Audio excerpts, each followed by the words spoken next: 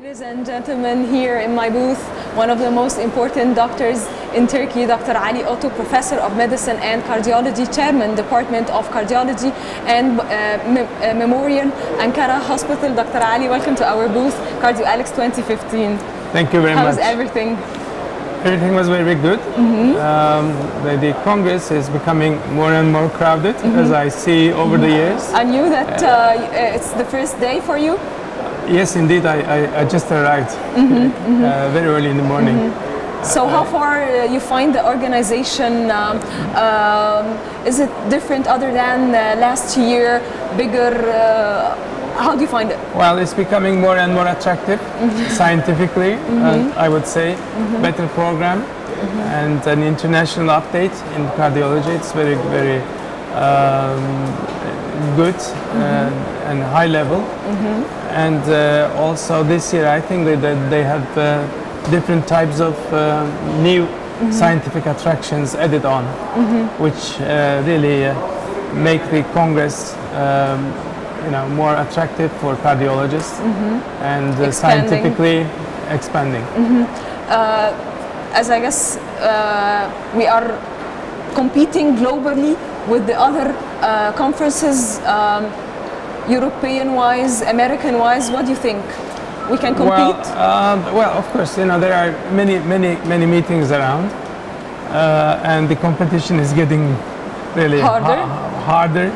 But of course, we in the Middle East are getting stronger and stronger scientifically.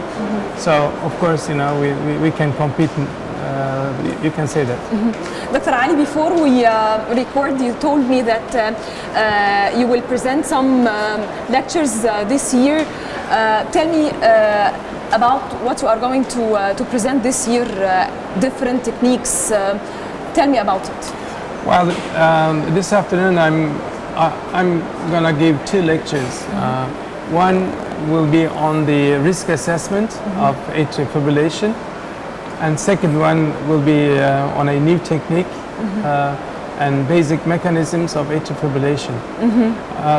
So both talks are on atrial fibrillation. The first talk is related to our own data coming from the National Registry in Turkey. So this is the largest series in the world. It's more than half a million patients. It's 540,000 patients with atrial fibrillation and 5 years follow-up. So what we do is we analyze the 5-year follow-up data in terms of mortality, morbidity, risk factors, and also bleeding, and with the use of oral anticoagulants. So we also calculated the prevalence of atrial fibrillation in the country. It's around 1%, 0.8% over the age of 18. It's less than the rest of the Western world. Probably it's related to the young demographics of the Turkish population.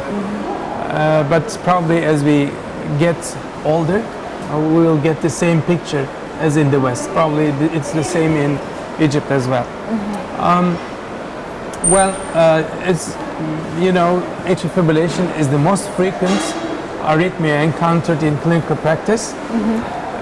It is important because it may result in stroke, mainly the major complication, and it may also aggravate and be associated with heart failure, and also it may be associated with high mortality. In fact, in patients with atrial fibrillation, the risk of the development of stroke is 5 times higher. Wow. And mortality is 2 times higher than the rest of the population. And one important issue is that the stroke associated with atrial fibrillation is much more severe and associated with the higher fatality and morbidity. That is to say, is more disabling. So these are the very important facts about atrial fibrillation. Then About the important issue is to identify those who are at risk of high risk of stroke and anticoagulate them, to give anticoagulant drugs. So unfortunately, at the moment we don't have the ideal scoring system, score system for practicing physicians. So we have one system, so-called CHADS-VAS system, now suggested by the major international societies, but with some limitations.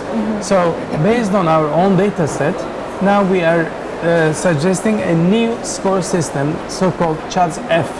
CHADS-F, which gives more versatility and is based on really evidence and such a big data set. Reports. 5 years follow-up. So I will discuss all these issues in my lecture. And then in the second talk, I will be speaking on the mechanisms of atrial fibrillation. Techniques. And also based on this mechanistic approach, some new approaches for treatment, new ablation strategies. In fact, it is like a old man and elephant story. Everybody sees the different parts of the elephant, but not the general picture of the elephant. And we have some explanations so far, different types of mechanistic explanations, but none of them is a unifying hypothesis comprising everything. So we have some new explanations, probably another part of the elephant, we don't know, which creates some local factors in the heart to maintain the atrial fibrillation when it started. So if you just go and ablate, give energy to this point, then atrial fibrillation goes away. So all these things are, now very hot topics in our fields, and we will discuss all these things You've told me you are leading the whole subject in Turkey for this new school, actually. Scoring system, yes. We developed this, and probably we will also be expect trying some success? Yes. We have already validated internally, so now it's time for external validation with the international cohorts. Dr. Ali, I'd like to thank you so much for these precious moments, and I know you have a lecture to present in a while. Are you going to join us again, inshallah? Inshallah, next year? Inshallah. And this year, actually, very importantly, in March, we had a special session with CardioAlex in Istanbul. So this, we have really had a very traditional close collaboration with CardioAlex, and this was the Is this an invitation? Step further. Yes. Is this an invitation? Of course, for the next year. Yes. Inshallah. Inshallah. Thank you so much, Dr. Ali Otto. Ladies and gentlemen, more interviews today. Wait for us.